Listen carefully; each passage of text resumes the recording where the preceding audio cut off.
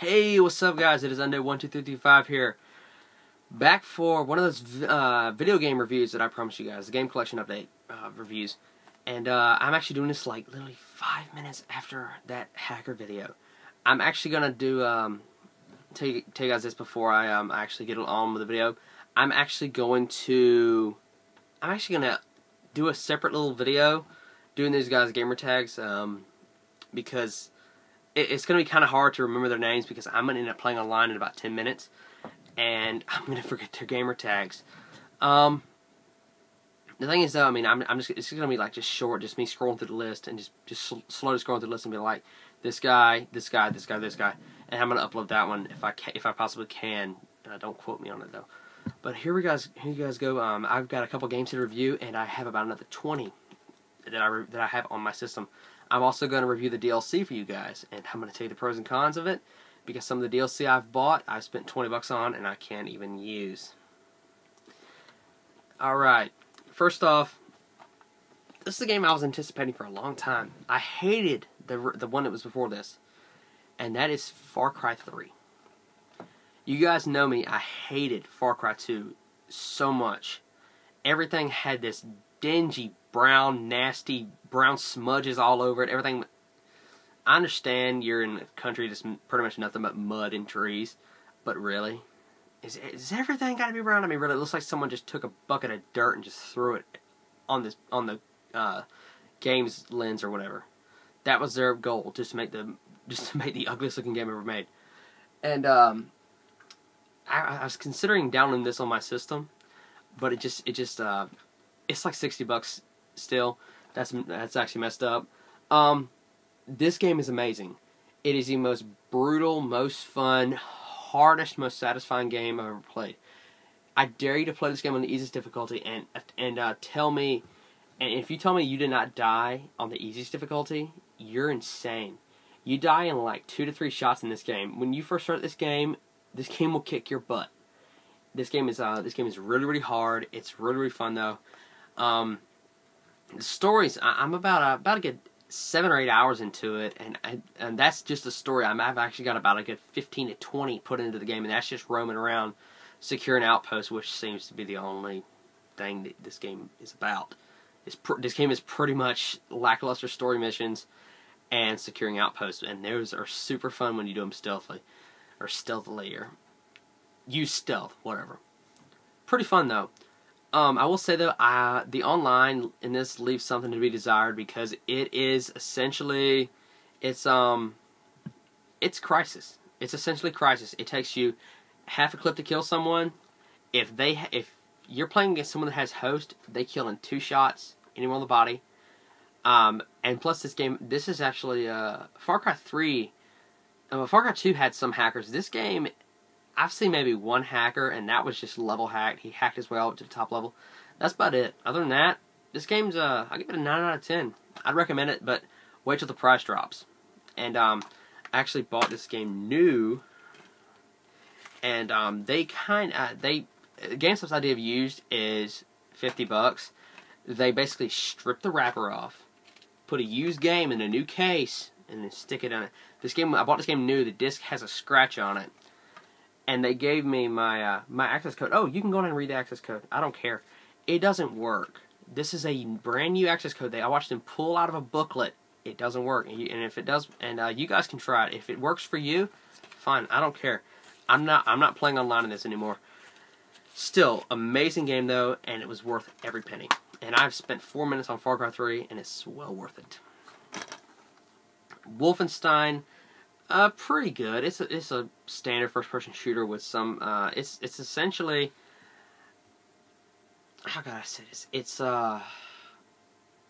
It's Call of Duty World at War with superpowers. If that's going too far, that's essentially what it is. It's really fun though. The customization. You can customize your guns for any kind of mission. You can put a suppressor on it, scope on your guns, extended mags, whatever you need, and you can do that. Awesome game though. I mean, the graphics in this game this game's got some pretty awesome graphics, and this game is really violent too. Awesome game. The online, if you've ever played something like what is it? This game is a mixture of BioShock and Doom. It seems like to me. Pretty fun though, considering the original Wolfenstein was similar to Doom. So, one I was debating getting for a while, and that is Singularity. This game is straight up BioShock. This game is BioShock. It is so much fun though. It's awesome. I'm not complaining at all. This game is awesome. Very, very good graphics. I will say this though. It's actually a better choice would be BioShock mixed with Metro 2033. Awesome game though. I got this game for a lot. I think it was what was it? $9, and on Xbox it is $45. What? This game was released back in 2010, and that's actually an amazing price for a game that was released in 2010. Still, good game though, and if you're wondering what this is right here on the front, I think it's called Time Manipulation Device. I haven't got far enough into it though. I'm only about an hour and a half in, and it's pretty good. I haven't tried the online because the servers are completely dead. Another one, I bought this game back about a year ago, and I bought it for the same reason everyone else did. This game is stupidly violent. This game is banned in so many countries because of this. The other games in this series are banned in so many countries because of the ultra violence. This is the most violent game I've ever played besides Splatterhouse 2010. That is Soldier of Fortune Payback. I beat this game on normal without dying in like 2.5 hours. This game, and what's funny is my achievements glitched. It didn't give me my achievements. And, yeah, I was pissed. This game can be hard at times, but it's really fun. Everyone plays it just for the gore. I mean, that's all it is. The worst story ever made. I mean, really, you're trying to stop a terrorist. We've been there, done that.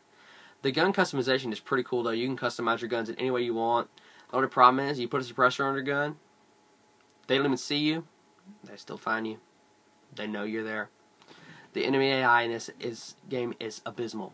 They will see you from a mile away. You'll be sitting there kicking them in the crotch, and they won't even know you're there. It's the same AI, sort of the same AI from Sniper Ghost Warrior. Yeah, this game, I got this game for like $2. That's all it's worth. It's extremely fun though. It's more, rent it before you buy it. You see what I mean? And now I'm gonna read off the list here. Bulletstorm, I rebought Bulletstorm on my system. It was $10. It was a special sale weekend. Really good game. In the online, I actually got some friends, and we're like a pro team for this game. We're awesome at it. It's really fun. My favorite skill shots in the game is still Mercy, where you shoot the guy. You shoot the guy in his crotch, and he falls to his knees, and you blow his head off while he's screaming, and it's called Mercy because you give him mercy. Zombie Apocalypse. It's I think it's called dual stick shoot or something like that. You move with one stick and shoot with the other. The game is extremely hard, but it's extremely fun, and I actually got it literally for 50 cents on here. Zombie Splatter, don't buy it. It's an indie game. It's horrible. Cthulhu Saves the World. I think that's how you pronounce that. I don't know how to pronounce it. It's an old style RPG type game, 8-bit RPG. I literally played it 5 minutes, and it was not worth the $2 I spent on it. Mothership Zeta for Fallout 3, most worthless DLC ever made. I actually have a really cool background. I got the Baker's Dog Tag theme from God, what is it called? Brothers in Arms. I think it's one of the Brothers in Arms games. Really fun though. Nuclear Wasteland. The game is Nazi zombies. It's essentially Nazi zombies, and an extremely hard version of it because headshots don't kill. The Revolution game pack for Black Ops 2, the worst map pack in Call of Duty history, has a useless gun and useless maps, and the zombie map is okay. I'm a very hard person to please when it comes to Call of Duty. Army of Two, the 40th Day. As you guys know, I actually hated the first Army of Two. I didn't give it enough of a chance because I'm not really a third-person shooter fan. I kind of like them now because I've slowly been getting into them. The game is amazing. It's awesome. It's so much fun. If you actually get a buddy to play, it's fun. Online, you'll find nothing but hackers, boosters, and cheaters. That's if you can find one at all.